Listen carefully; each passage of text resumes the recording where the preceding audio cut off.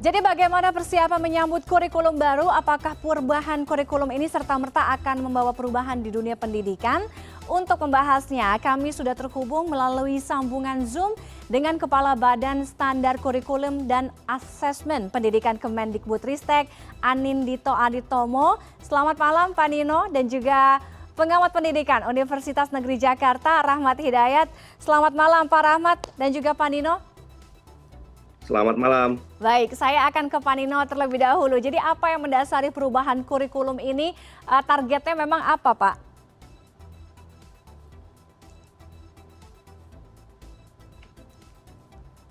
Oke, Pak Nino, saya tidak bisa mendengar suaranya Pak Nino. Sekarang sudah sekarang sudah. Oke, silakan Pak Nino. Oke. Ya, terima kasih. Saya klarifikasi dulu ya, bahwa kurikulum baru ini akan ditawarkan sebagai opsi. Jadi bukan kewajiban. Sifatnya tidak wajib, sekolah tidak akan dipaksa secara massal untuk mengganti kurikulum. Di bagian dari paradigma Merdeka Belajar kita percaya bahwa sekolah perlu diberi keleluasaan termasuk dalam memilih kurikulum yang paling relevan, paling cocok bagi kebutuhan dan konteks sekolah masing-masing. Jadi adopsi kurikulumnya nanti itu terjadi secara organik, tidak dipaksakan dari pusat harus mengganti dengan kurikulum yang baru. Oke. Tadi kalau ditanya tentang targetnya, ini pertanyaan yang bagus sekali karena setiap kebijakan itu desainnya harus mengikuti tujuan ya. Nah, kebijakan tentang kurikulum tujuannya adalah untuk mendorong perbaikan kualitas proses dan hasil belajar. Ini yang utama. Fokus pada pembelajaran. Ini sebelum pandemi itu penting, apalagi setelah pandemi. Itu menjadi semakin urgen. Karena pandemi kita tahu sudah mendisrupsi pendidikan, mengakibatkan banyak anak-anak kehilangan kesempatan belajar, learning loss. Oke. Karena itu sejak tahun 2020 Agustus, tadi disebutkan juga, kita sudah menawarkan kurikulum darurat sebagai opsi yang lebih sederhana dan cocok untuk situasi pandemi supaya guru bisa fokus pada materi esensial. Nah itu nanti mungkin bisa dieksplorasi lagi ya. Kita sudah mengevaluasi dampak dari kurikulum darurat yang lebih sederhana itu, dan evaluasinya menunjukkan itu sangat-sangat positif. Guru bisa tidak kejar tayang, guru bisa lebih fokus pada materi yang esensial, bisa lebih banyak dialog, memberi umpan balik yang bermakna, dan hasil belajar anak-anaknya itu jauh lebih tinggi daripada sekolah-sekolah yang tetap menggunakan kurikulum 2013 secara penuh, secara utuh. Oke, Pak Nino, kalau tadi Pak Nino sampaikan, ini kan sebenarnya bukan sesuatu yang wajib. Kalau misalnya yang mau silahkan, monggo, kalau tidak apa-apa, ya kan? Jadi tidak dipaksakan. Tapi artinya akan belang bonteng dong Pak, akan beda-beda. Jangankan beda wilayah, mungkin di satu wilayah sendiri banyak yang berbeda nantinya dan dikhawatirkan nantinya acceptance atau penerimaan amunisi materi kepada siswa-siswinya pun juga akan berbeda dari sekolah yang satu dengan sekolah yang lain. Nah, ini ada miskonsepsi di sini. Pertama kalau tentang kesenjangan, sekarang realitasnya pendidikan kita sangat senjang.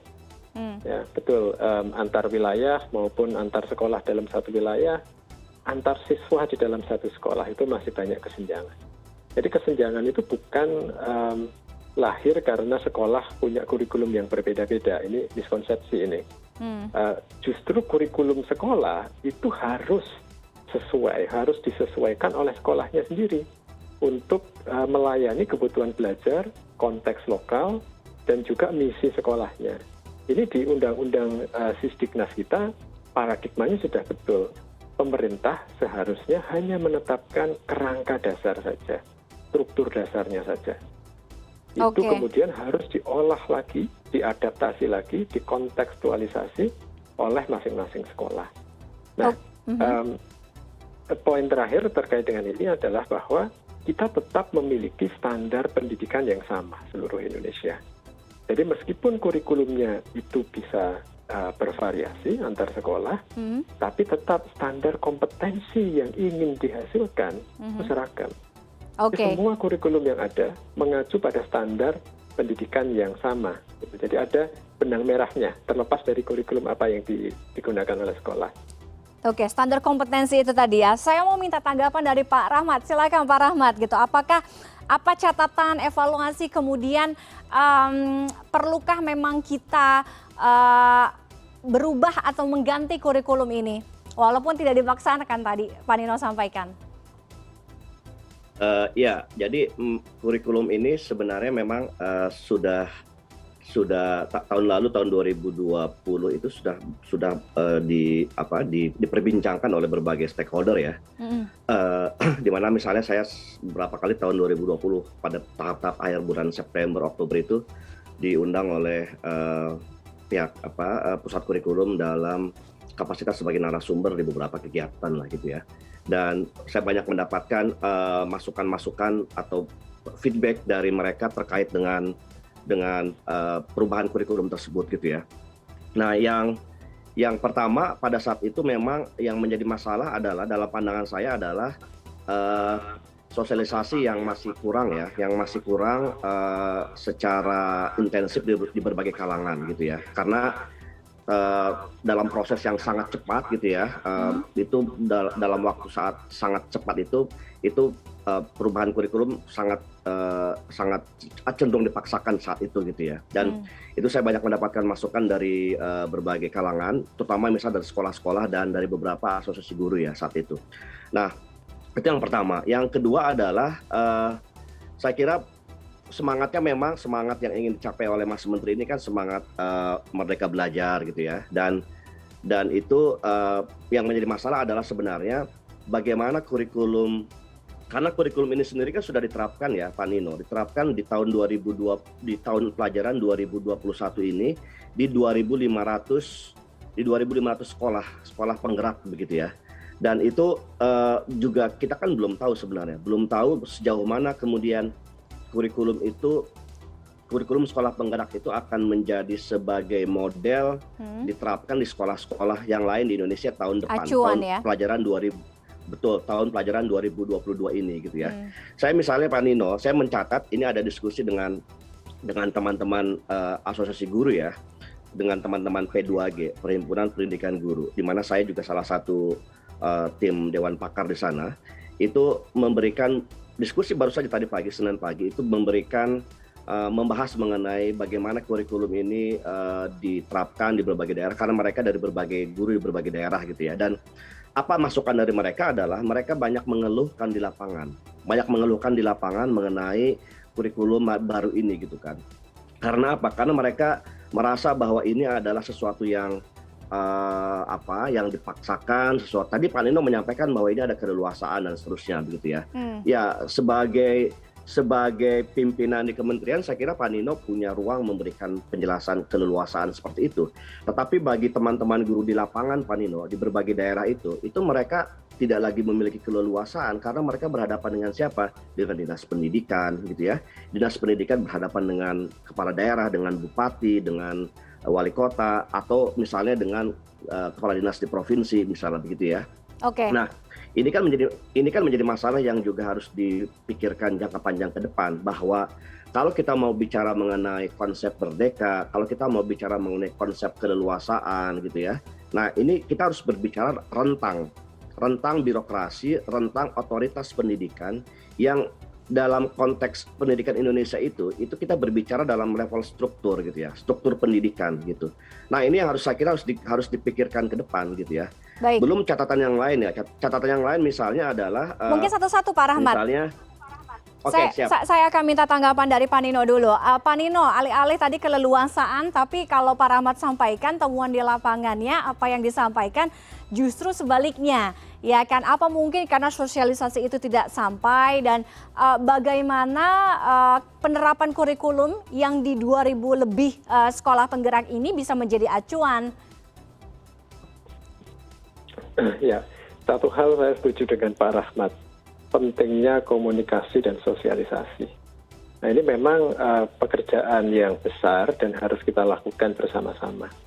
Kami justru tidak ingin mengulangi cerita masa lalu yang disebutkan Pak Rahmat tadi. Karena itu kami dalam mengembangkan kurikulum yang baru ini, menerapkan dahulu secara terbatas, melakukan uji coba secara terbatas pada 2.500 sampai 3.500 bendara sekolah penggerak dan SMK PK. Uji coba itu justru menjadi langkah yang kehati-hatian, mencerminkan kehati-hatian kami sebelum kita luncurkan secara nasional, kurikulumnya kita uji coba dulu. Dan uji coba ini poin pentingnya adalah kita memperhatikan suara dan perspektif, persepsi dari pengguna kurikulumnya, dari para guru, dari kepala sekolah. Gitu ya. Bukan hanya pengamat, bukan hanya para ahli, bukan hanya akademisi yang mengevaluasi dokumen kurikulum saja, seperti selama ini terjadi. Yang kita lakukan justru kita mendengarkan suara guru, suara kepala sekolah, kurikulumnya apa yang perlu dievaluasi, apa yang perlu diperbaiki sebelum kita luncurkan, kita tawarkan. Dan poin kedua adalah tadi kita tidak memaksakan, kita akan menawarkan ini kepada sekolah-sekolah yang berminat, sekolah-sekolah yang percaya pada konsepnya. Kalau mereka ingin mengadopsi, kita akan bantu siapkan pelatihan-pelatihannya, kita akan dampingi Pemdanya untuk membantu sekolah menerapkan kurikulum yang baru. Jadi ini berdasarkan prinsip kehati-hatian dan evaluasi.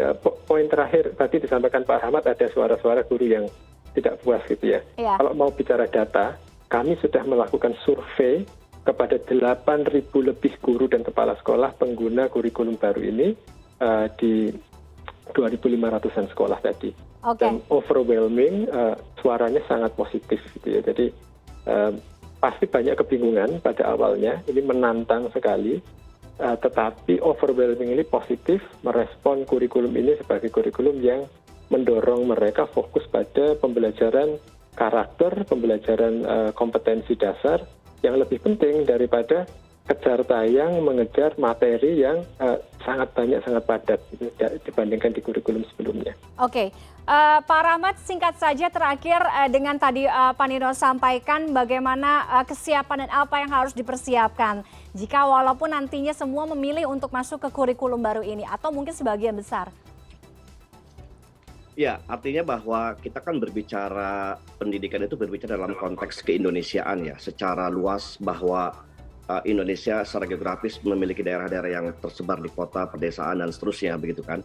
Nah, oleh karena itu maka menurut saya sebenarnya artinya kalau mau, barangkali kalau diterap mau sekolah model itu kan mungkin sekolah-sekolah yang dari 2.500 itu kan belum menggambarkan sekolah Indonesia secara keseluruhan yang tersebar di berbagai daerah itu menurut saya. Nah, maka sebenarnya kalau ini kemudian kita bicara lebih jauh lagi, maka menurut saya adalah ini perlu sosialisasi, perlu pemahaman yang lebih mendalam mengenai perubahan kurikulum ini sebenarnya gitu ya, atau rencana di 2022 ini akan diterapkan secara nasional. Bahwa tadi sudah disinggung mengenai kesenjangan itu sebenarnya. Kalau kita mau bicara misalnya di daerah-daerah di kota-kota besar, misalnya sekolah-sekolah di kota-kota besar, mungkin tadi yang disampaikan oleh Pak Nino itu bisa di atas kertas ya, bisa berlangsung misalnya keleluasaan dan seterusnya. Tapi kalau kita bicara dalam konteks yang lebih real sebenarnya ya, di sekolah-sekolah yang di daerah-daerah pedalaman, daerah-daerah perbatasan, daerah-daerah yang tidak mendapatkan akses informasi, internet dan seterusnya. Nah, ini kan saya kira juga menjadi problem yang harus dipikirkan ke depan. Artinya pemerataan itu tadi boleh. ya. Betul, betul bahwa ada data survei dari Pak Nino ya itu silakan. Tapi kalau misalnya saya dalam beberapa tugas-tugas di daerah-daerah gitu ya, dalam kunjungan ke daerah-daerah dan banyak berdiskusi dengan teman-teman guru di daerah, itu apa yang disampaikan oleh pihak kementerian itu berbeda dengan apa yang dijelaskan oleh Dinas Pendidikan Provinsi, Dinas Pendidikan Daerah hingga nyampe ke sekolah. Nah, ini kan permasalahan yang tadi saya sebutkan sebagai rentang birokrasi yang memang bermasalah di situ. Baik, Pak Rahmat. Artinya bahwa sebenarnya kita berhadapan dengan tingkat praktek di lapangan yang mereka belum siap sebenarnya sejauh itu sebenarnya gitu. Mudah-mudahan pemerintah dalam hari ini Kementerian Pendidikan bisa membangun komunikasi sehingga sosialisasinya lebih jelas. Kalau untuk perubahan yang lebih baik, mengapa tidak ya? Jadi untuk perubahan asal jangan sampai membingungkan itu tadi, tidak ada pemerataan di sana. Terima kasih Pak Nino dan juga Pak Rahmat sudah bergabung dengan CNN Connected malam hari ini. Selamat malam Bapak-Bapak, sehat selalu. Selamat malam. Usai jeda kami kembali dengan informasi 40 migran termasuk diantaranya 6 anak nekat menyeberang menuju Inggris di tengah suhu beku hanya dengan menggunakan perahu karet. Sesaat lagi.